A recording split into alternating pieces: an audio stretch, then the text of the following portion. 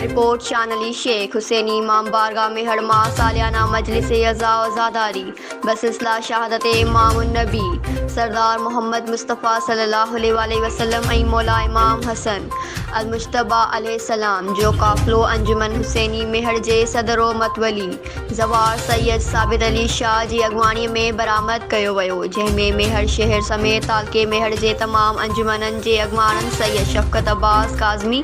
सैयद मुज़म्मिल शाह, मुश्ताक अहमद मीरानी, मुनव्वर सुमरो, ज़वार इम्तियाज़ शेख पारां शिरकत कई ऐं नुहा ख़्वानी पिणु थी ऐं मजलिस अज़ा जो इनकाद कयो वियो, जंहिंखे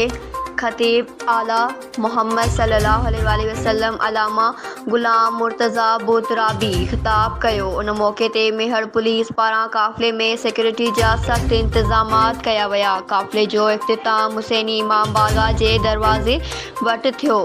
जिथे मोमिनीन में नियाज़ मौला हुसैन अलैहिस्सलाम तक़सीम कयो वियो ऐं दुआ ख़ैर घुरी वई। न्यूज़ सिंध एक्सप्रेस न्यूज़ मेहर।